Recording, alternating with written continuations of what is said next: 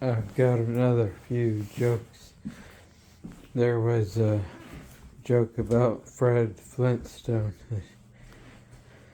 He was gonna big butt tow his woman back home. And he holds his foot out like this and hops around with his foot out the back window of the Fred Flintstone mobile.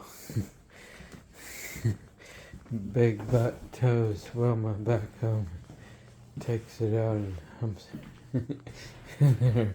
Wrecked him.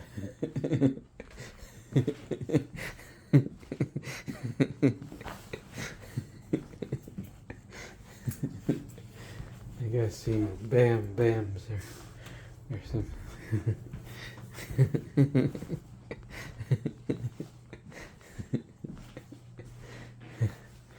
I'm a crazy nut for wanting girls in their buttholes. I've never done that. It seems like it would be tight back there, but I have only gotten off to porn looking at that kind of stuff. And girls giving anal. But the thing is,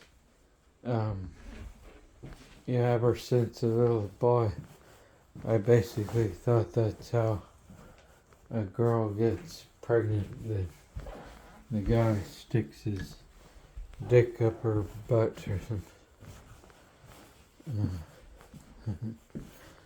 Yeah. So, I was a little bit wrong. Later on I found out what a vagina was, but ever since like a 2 through 8 or 10 years old even, I was a little bit retardedly finding out what the vagina word was. I know that some learn it as early as when they're 5 years old in kindergarten. Like, I don't know that I was even set up to hear it even at that age, because Mom didn't mention it too often, and Mom knew the P word, P-U-S-S-Y, but she didn't refer to it as that very often. Only when it was like English comedy, the Are You Being Served on PBS, and they were talking about Mrs. Slocum's pussy. Yeah. And then by that age, I think there were some other guys in high school who were talking about it. But I have in my possession a growing up with science book that shows I'm gonna go downstairs here. I have a growing up with science book. I can try to get it here and show it to you. I need to see R for reproduction. Elemental PQ.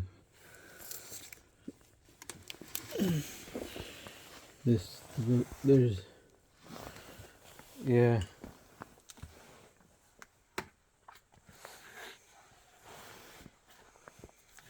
There was also another one. See, I'm looking at this growing up with science. There's half-naked woman in it, but here it is. And it shows her, that's actually her uterus, but I thought it was the entrance to the vagina, and it doesn't really even list a vagina on it. so I don't know. Yeah, it's got the cervix and everything else listed, but this is under R for reproduction. See, reproduction, biological. And then there was one under sleep, which showed little naked women in it. And this was both the first instance of pornography that I had as a little boy, and then Harold Henson said his dad, Joe, had a hardback book with the naked girls behind it, which he attempted to show me, but I couldn't see it too well. Or perhaps at an earlier age I would have liked, it would have dawned on me to try to get some of that, because it made me feel high about that. But then by 208, that happened at 704 Michigan Avenue home. So that was the 1980s. This encyclopedia and Harold Henson, who lived south of us on Michigan Avenue. And then by 208, Harold lived out on High Street, where we lived at 208 West Washington Street in the 1990s, starting in about 1990 exactly. And then there was another male friend, Michael Shue, from our church. Those two people didn't like each other, Harold and Michael. I was caught in the middle, even though I'm the oldest between them. But Harold, being Filipino, had browner skin, and some of the girls might have thought he looked hotter to look at than some of us white people. So the story was, Harold kept wanting to say, Dave, you need to get laid and stuff like that. He kept wanting me to have sex out of wedlock and to lose my virginity. So my dad considered it fornication, which was unforgivable unless I confessed it to a priest, he said, which I think you need to confess to God and my sins. I need to confess to God, and that's more important than to the priest. But I haven't always been sticking to that kind of confession either. But so my dad said in a paper that a person would go to hell if they didn't confess their sins to the right, can't do the right thing, like about fornication. And see, here's a letter of my dad's. He starts out with, David, my son. This was January 18, 2015. Your letter was read, and I'll try the best I can. First, whenever we seek advice, we need to consider every thought we've had.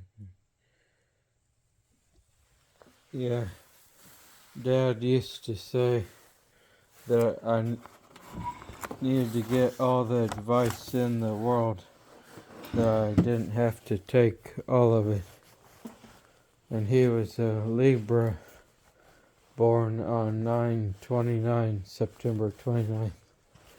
Mom was more of a Sagittarius, born the last day of Sagittarius, I think.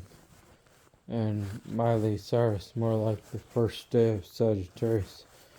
Of course, I'm a Leo, and my sister and my grandniece are Cancers, and my niece Abby is a Capricorn. Just some things about our family.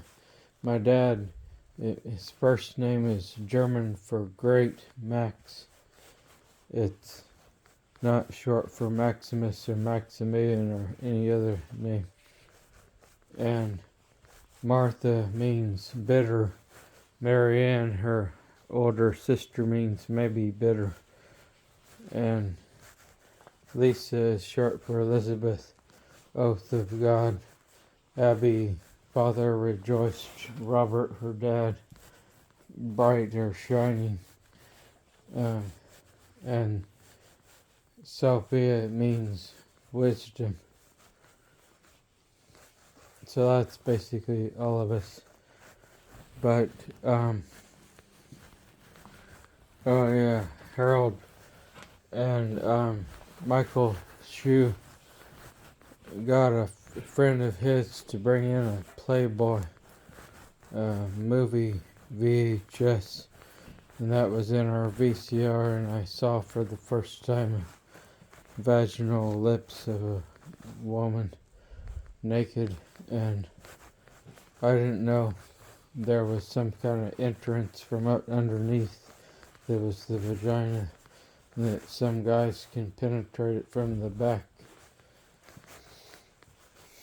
I didn't know that because I was basically, thinking that it was like you saw in Growing Up with Science. It was from the front, halfway up in the middle of the pelvis, from the front, and you can't turn your penis around backwards when you're from the back and put it in from in the front. But I didn't know that stuff. I didn't know what a vagina was. I'd heard about in utero, in vitro fertilization. I'd heard about abortion. I'd heard those terms, and fallopian tubes and ovaries. I'd heard of those, and almost everything else.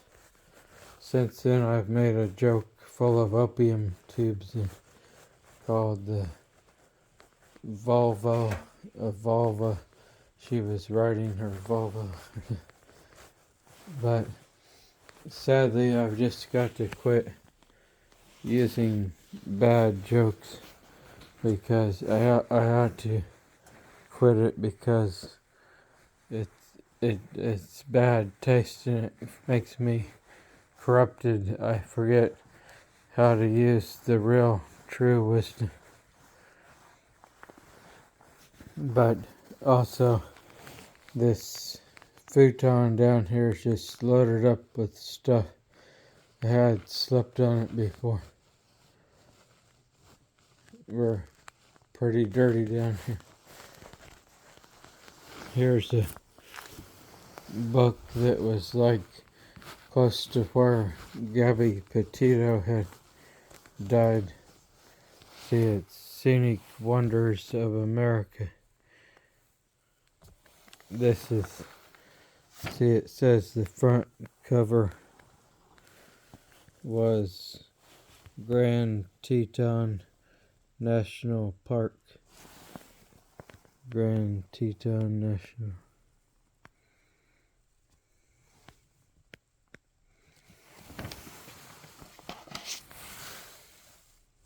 So, that's the front cover of a hardback book from Reader's Digest. Scenic Wonders of America. We have a lot of books and stuff. I've got most of the science supplements on my Growing Up with Science between the years 1988 and 2000. And some of them talk about the Titanic. I used to have a bunch of Titanic books, small treasure trove, including the ship Magnificent.